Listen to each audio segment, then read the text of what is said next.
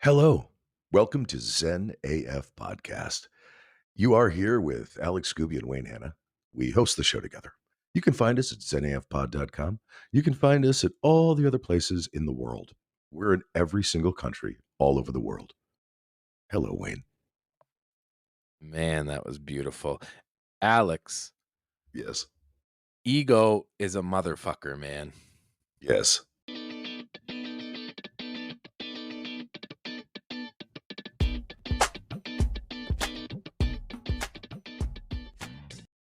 It is a fucking motherfucker. And when Mhm. it gets in the way, it it manifests and it gets worse. And I don't mean to open so serious, but I had this crazy realization over the last couple days about my ego and the ego of others, through some Okay. conflict here and just conflict with myself. But I wanted to save it for this because I know you are in the ego capital of the world. Hmm. Hmm. And you have learned, in your culture and in the actors world, I can only imagine that you learned how to manage your ego and use it when it needs to be used and park it when it needs to be parked, man. And I would Hmm. do anything to learn how to manage my motherfucking ego. What happened? I mean, tell me what's up. It's not even about what happened though. It's not even Okay. about any of that stuff. It's like because there's good from it, there's bad from it. It has nothing to do with any event specifically. I just had a mental health moment where I recognized my ego and I was able to put it away and something fucking switched in me and it is magnificent, man. Wow. That's awesome, man. So that was like a deep moment you had. That was a That's deep moment. pretty deep. But you have had to you must have had to have dealt with your ego throughout the years, especially in what you do, yeah? I've gotten in trouble. I mean, yeah, I mean, like when I was younger, when I was shit, early 20s, mid 20s, when I was, starting to work a lot in the business, you're young, you don't know where to put it and you don't know how to deal with it. So it just kind of rears its ugly head. And you say things that to people that you normally you shouldn't. Hindsight is 2020. So now that I'm older, I'm like, wow, I look back on something, I'm like, oh my God, what did you do? You know what I mean? Uh, you know, ego, yeah, without a sense of narcissism, not that look, I've been humbled so many times. I mean, I've been kicked in the balls so many times, not just in the business, just in life in general. And yes, in the business, but without a little touch of narcissism and a little bit of ego and not cockiness so much as just self-assured. I don't know if there's a difference. Maybe there is. Like I couldn't no actor or musician or I don't know, politician. There's got to be something there that lets you stand up in front of people and do your thing, right? I mean, but yeah, at the dinner table, with your family, you don't need your ego. I mean, you just put it aside. Or like at the gas station when, someone's taking too long, at the gas pump, you can put your ego away. You don't need or like Starbucks, like when you're at Starbucks and like they hand you the wrong coffee, just park it. Just be like, hey, it's the wrong coffee. Can I get the one I I asked for? asked for a non-fat, soy-based, Easter egg flavored almond milk spritzer with a touch of foam. Do you call this a touch of foam? What the fuck is this? And I said I wanted a venti. What the fuck? I love when I love when people go into Starbucks and they like look around uh, first. They're like, "Are you gonna listen yeah. to my order? I've been practicing this in my car. Let me do this." And action. Like, what the fuck, man? Just order a coffee and put some fucking milk and sugar in it. That's your ego. That's your ego getting Yeah. ahead of, yeah. Yeah. Overthinking coffee. We have as humans managed to overthink coffee, man. Yes, and I'm gonna blame.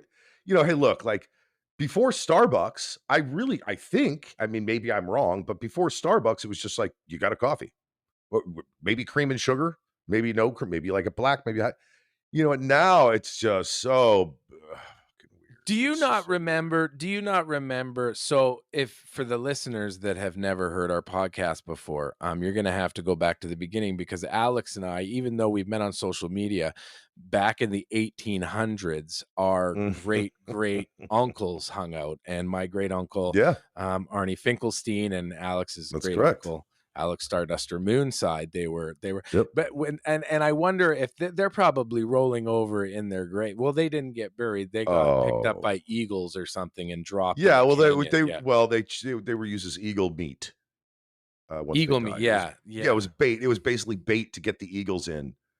But That's what they're but it reminds me of, my they were talking about how simple it was in the West. Arnie would wake up in the morning and he would just get himself a black cup of Right. coffee over the coast.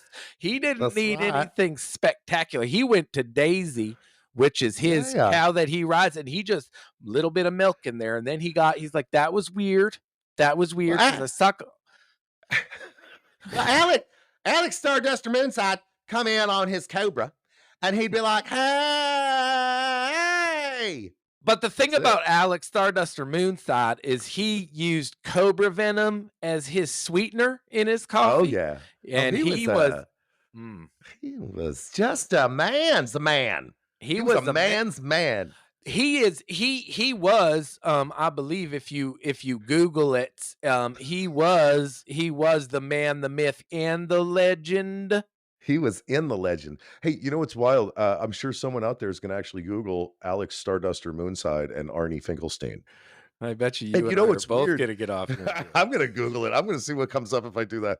You know, it's funny, man. I have been a little depressed over the last few days, man. Not wanting to do much, just kind of trying to reevaluate my situation and what's going on here. You know, are we going back to Austin at any point? I know we have to go to Minneapolis soon. I still have to get out to the East Coast, but I have no motivation, and I think it's because so, as you know, the play is over, so I have nothing really like that kind of thing going on right now. Auditions are slim, if none. I'm kind of in a place where I'm just kind of looking at my life going, "Why are you here, dude? Like, why are you here?" I mean, on Earth in general. Like, and believe me, I'm not talking about fucking ending my life. I'm not. But what I am questioning is what is my purpose in between my artistic creativity when I love to create, because then I'm high on life. It's the downtime, and I've known this for years, but it hits different every time. It hits different. So since the plays end, the first week, I was like, "Oh, the play's over. That's good. I can get on with it." But now I'm sinking into this kind of like, "Oh, fuck me. Like, what am I doing? You know, what are we doing? What's going on?" I look at my wife every day. I'm like, "What are we doing? What's going on? What are we doing? What's our next move? What are we doing?" So it's just this weird kind of thing going on, you know. Do you wanna know the messed up thing, man, after listening to what you just said? Mm, And I know that when we're in that moment, we don't actually think about it, but yep. you have been in this exact same place probably every single time you get into this Yep. downturn in between projects and stuff like that. Yep. So, I mean, that's your moral makeup, man. So just Yeah. embrace the shit out of it, just fucking it sucks and it's gonna suck, but give yourself a little bit of grace and you'll find something. And it's funny too, because I know I was gonna say something to you about it because you're starting to create more on social media. When you start to create more on social Mhm. media, it usually starts with your normal message. I love the way snake urine tastes, but don't judge a book by its cover. And then Words just falling out. yeah, and then it's followed up by I'm like, well, any day now, he's gonna show up with a fedora and he's gonna sing Johnny Cash, and boom, there's my song and my guitar. But the moral of my story, my friend, is that this is just all part of your worth, and this is what when someday somebody's going to cross your path, and they're going to be like, "Man, what the fuck did you do when you weren't working, or when nothing was coming across the table, when you were in between projects?" And you'll look at them, and you'll be like, I just did the motherfucking dishes, man, and I just let this humble you, Alex. Let this moment in your life humble Yeah. you Fuck, dude. Hey, I'll and tell you, come you to know, it's Canada. funny. You just said, yeah, you just said uh, something interesting, and it reminded me of this. So years ago, 300 years ago, when I was doing that Goofy show, The King of Queens, Jerry Stiller, we were talking, and I was in his dressing room. We were rehearsing because we had a scene to do actually, and all of a sudden he's like, "Oh man," he's like, it's the downtime. It's the downtime that all of us kind of suffer, you know?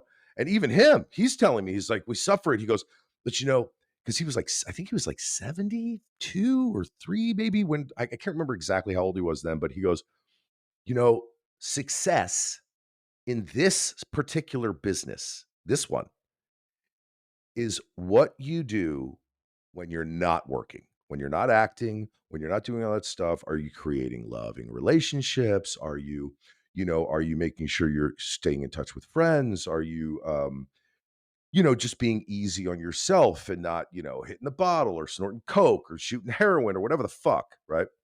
But it's interesting. That just reminded me of that. He said, he's like, success isn't the work necessarily, it's what you do in the downtime. Yeah, man. That's makes it successful, right? So, yeah, it's interesting. It's You know, interesting. it's funny with my brain. I don't know what downtime is like. I get my depression comes from, a different place when it happens. But for me, because I'm always trying to do so, I'm always thinking of things. I was trying to Mhm. find a way to have, a change in pace. Like it affects me. I would love to experience a slowed down world for myself. And that's kind of why I took up golf, man. And it's finally connecting and it's finally slowing me down. And it's today I spent 8 hours on the golf course working on my game. Like, Jesus. not like drinking and partying and Yeah, yeah, I golf get with it. buddies. Yeah. Like I was at the driving range, then I hit 9 holes, then I was at the driving range for 3 more hours. And it's Wow. connecting and it's dialing in, and but it's given me this lease. It's given me this this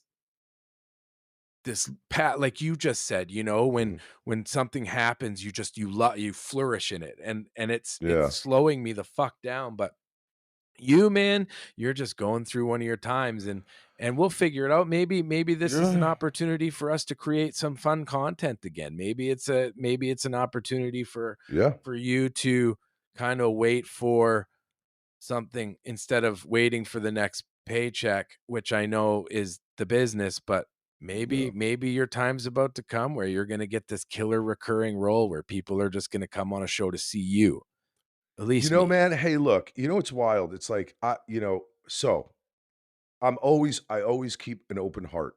Even I can be as bitter as fuck. I can say horrible things about this business. I could fucking do, but at the end of the day, I do get my rocks off doing entertainment. So anyway, and including this podcast, I love doing this podcast. It's interesting. So my wife and I were talking because we're thinking about selling the LA home, but we had a change of mind.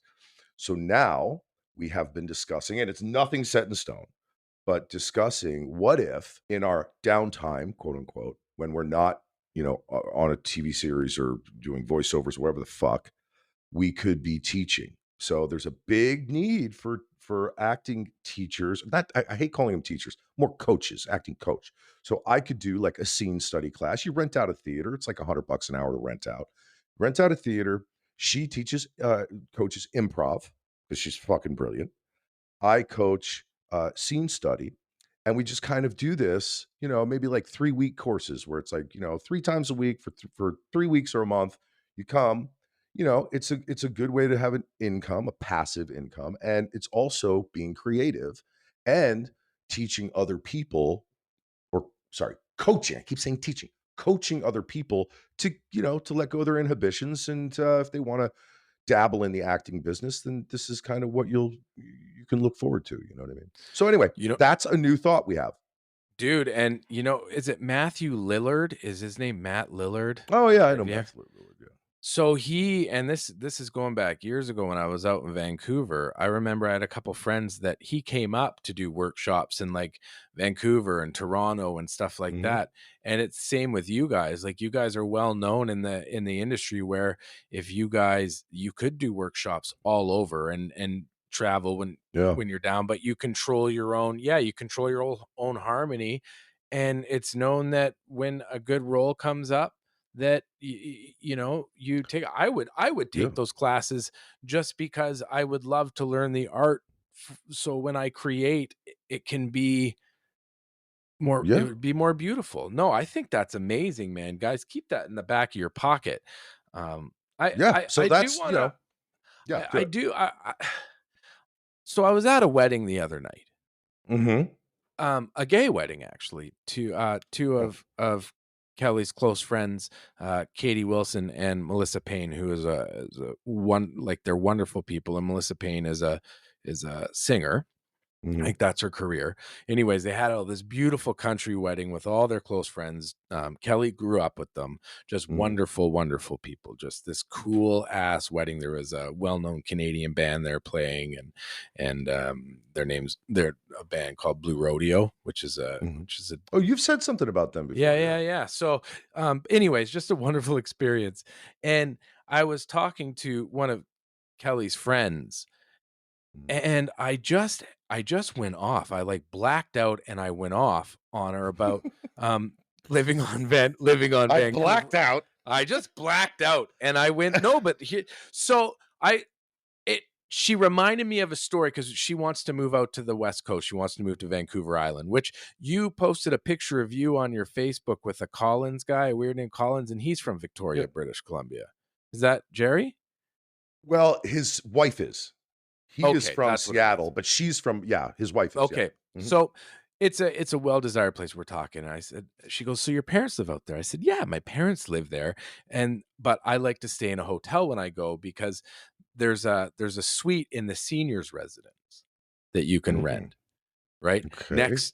So I rented this one night and I wake up in the morning and I'm a pretty early morning guy. I get up at 6:30 to go Yeah. outside and I go outside the little rental suite and standing there is this mid 80s lady in a silk robe Oh. going into Ooh. the communal bathtub, which was the next door over. Oh, wow. And yeah, and I remember, It's sticky.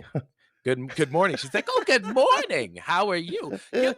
You must be Eileen's boy." I'm like, "Yes, I'm Eileen's boy." "Oh my God. She's just a wonderful person and blah blah blah. She talks about you all the time." And as she's telling me this story, her titty's falling out of her Come the robe. Like fuck on. her titty, Come and she on. can't feel it. Yeah, she probably had rheumatoid arthritis or something. And Oh my god. her titties falling out of her robe. And and her friend goes, "What?" She goes, "What did you do?" I said, "I just ended the conversation and walked away." But imagine, this is where my brain went. I'm like, this is where I blacked out. I'm like, imagine if it was the human thing to tuck back in her titty. Like if you're walking down the street and you see somebody with they're just walking and they're like wearing a loose shirt and their titty pops out and it's like, "Oh, excuse me, ma'am." And I'm just gonna pop your titty back into your robe, and they'll be sitting at a Starbucks after they ordered their venti latte and with their friend. "Oh my God, I met the nicest man today. He was just the nicest man. He tucked my titty back in for me. He came in and he just tucked my titty back in." I just The think like facts that's wait. Wait, the fact that you've said the word titty about 600 times in the last I 1.5 know. minutes. Wait a second. So, here's something interesting. I was at a McDonald's one time, and look, I was at a McDonald's one time, and some guy's sitting directly across from me. He's got shorts on, and his nut is hanging out. And I'm trying to eat I got my fucking sandwich, and I go to take a bite, and my eye just makes contact with the nut. And I'm just like, holy fuck. And I didn't say anything. I just got up and left. Couldn't eat my sandwich because I just made eye contact with a nut. So Does he but what? could you imagine if I Oh, walked up and was like, sir, let me help you with this, and just stuck his nut back in? tuck your testy back in. Tuck your I think I So saw your wait, wife outside. I tucked her titty back in. You guys need to get larger wait, clothes. wait a second. So this woman that you saw, Wait, hold on a second. Are you being Yeah. serious? This Yeah. 80-something-year-old, Yeah. wonderful, wonderful human is Wonderful standing there talking sweetheart, to you, yeah. and her boob Christian. I is think she was a Christian. she had to well, she had to be, like, evangelical with that boob coming Yeah, out. So, titty. did you fuck, did you when you saw it, did you start sweating? Was there anything like, "Oh my god, get the fuck out of here. What's happening?" Oh, first I was like, "Why is she standing here in a robe?" And then I was like and then I thought to myself, I said, you know, "What why is her titty out?" But then I was like, "Okay, so I can't look down," but I'm like I think my one eye went lazy. I think I had like a lazy eye It's like a and stroke. You had like a yeah, half a stroke. "Are you okay, sir?"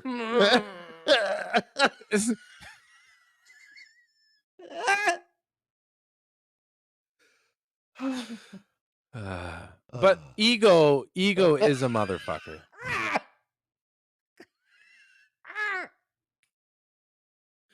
Oh, yeah, ego's horrible.